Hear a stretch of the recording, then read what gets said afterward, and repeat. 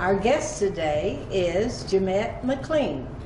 She moved to Epworth Villa in September of 2011, and she is best known to you as our choir director. She has just retired after almost 8 years of directing the choir, which must be a record, and the choir is awesome. But Jimette is very multi-talented. She is in the right group. She's our poet laureate. She has chaired the Holiday Gift Fund. She plays a mean game of Scrabble, and she's the funniest woman I know. So Jimette, tell us a little bit about your early years. Well, I learned how to talk in Texas. That's where I was born, and I grew up in a little town called Friona, which is about 25 miles east of Clovis, New Mexico. And, did the things that most kids do, played basketball and, went to high school and tried to get a boyfriend and all of that kind of stuff. I went to Girls State when I was a rising senior, and I was kind of disappointed because I'd always gone to church camps before. And at Girls State, it's all about politics, and so you don't have the devotionals at night. And so I kind of missed that part. So I started reading the Bible then, and I had tried before, but I'd always started in Genesis and kind of got bogged down, in Leviticus or something. So this time I started in Matthew. And I remember clearly I was reading Matthew 9:11, where Jesus says the harvest is plentiful, but the laborers are few. And that just blew me away. I felt like God was talking directly to me, and that was my call into ministry. And so from then on, I began to prepare myself for the ministry in the Methodist Church.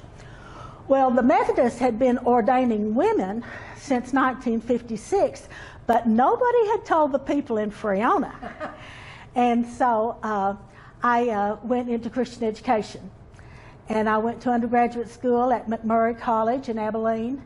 And then I decided to go to seminary and get a Master of Religious Education, and I went to Duke. I had gotten scholarships at SMU and Emory. We have seminaries at all three of those schools. But Duke was the furthest away. And it was sort of a sense of adventure, so I went to Duke and graduated there with a degree, and then I started work right away. So where did you go to work? Well, my first job was in Hammond, Indiana, which is right outside Chicago, and I worked there for 6 years, doing primarily children's and youth ministry. And then I had drawn a circle around the 10 largest cities in the United States, and Detroit was one of them. And I saw that the denomination had a placement service, and I saw that there was a church available in Ann Arbor, Michigan. And I didn't know anything about Ann Arbor except that it was close to Detroit. So I went to Ann Arbor, and I served that church for 13 years, and that was just a wonderful experience. That's really when I got introduced to real sports, both the University of Michigan and the Detroit teams. So, and then after 13 years, I had an opportunity to go to Alaska. Now, I wasn't wanting to leave Ann Arbor, but I was kind of going to visit a friend of mine in New York, and I noticed that a church in New York was looking for somebody, and I thought, if I can go to New York and get a job interview, I can count this trip I was already planning as a business trip. And so, never intending to go to New York, but when I asked my secretary to get my resumes together, she noticed that there was a church in Alaska that was looking for an educator on their staff. So I said, well, make 2 copies of everything, and I think the truth is, I think I was the only professionally trained person that applied for that position, and so they were hot after me, and I really wasn't interested in moving, but during one of the phone interviews, the minister of the church began explaining that I would have an opportunity to be the only professional educator in the state in our denomination. And that just hooked right back into my call of this, the harvest is plentiful, but the laborers are few. So I moved to Alaska, and I stayed there for 24 years. Well, what did you do there? Well, primarily children and youth ministry, but then as I got older, it got more and more difficult to get up off the floor when you had the overnights with the teenagers. And so I, kind of expanded, and I was doing a lot of Christian education for adults, preaching, funerals, weddings, outreach, mission, pretty much everything except, finance and building worries. You did travel abroad. Well, yeah, I did. While I was in Alaska, I was honored to be on the denominational conferences and boards. We have several in the United Methodist Church. And so I served for 20 years as a representative from Alaska. And so that gave me an opportunity to travel all over the United States for different meetings and to visit all of our seminaries. But I also went to Europe and Australia, South America, and I think I actually went to Cameroon, Africa. I've been to all the continents except for Asia and Antarctica.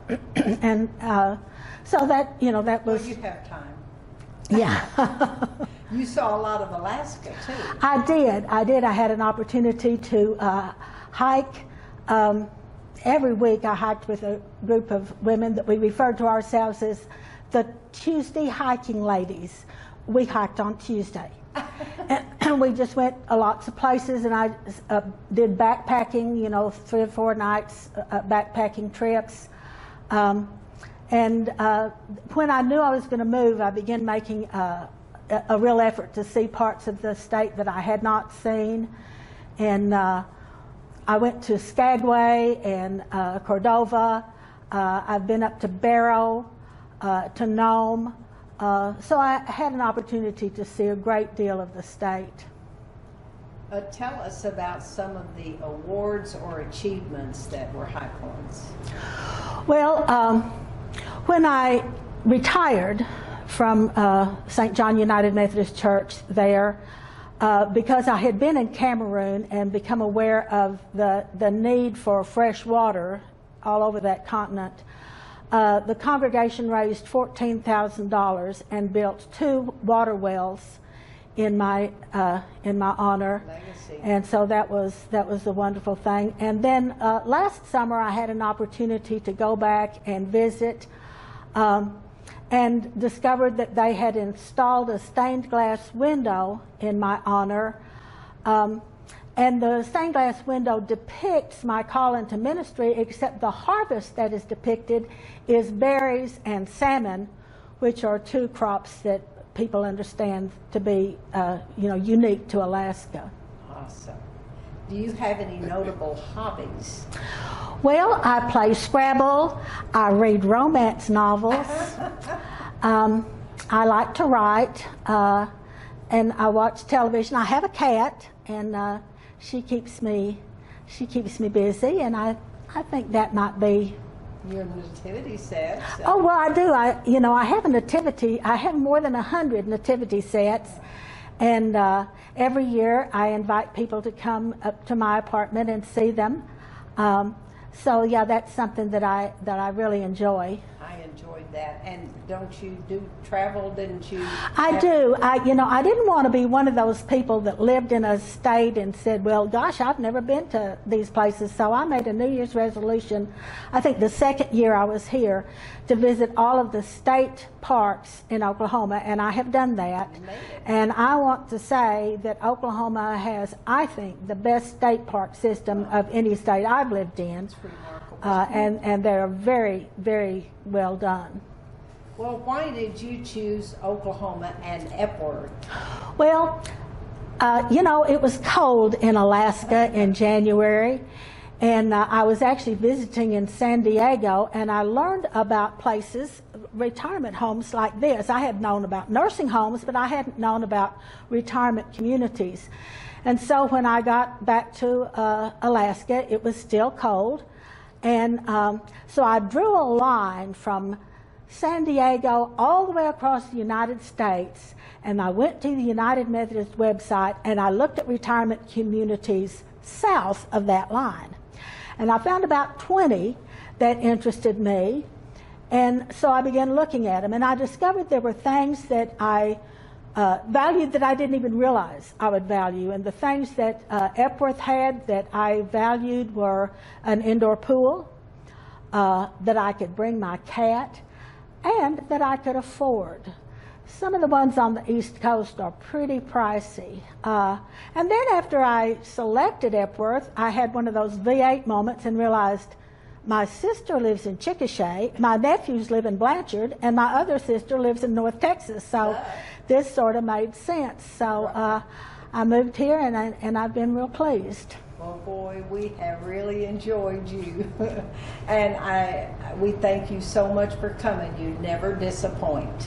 Well, thanks for helping me. And joy. I really appreciate all the time that this group is putting into these interviews. It's very, very helpful.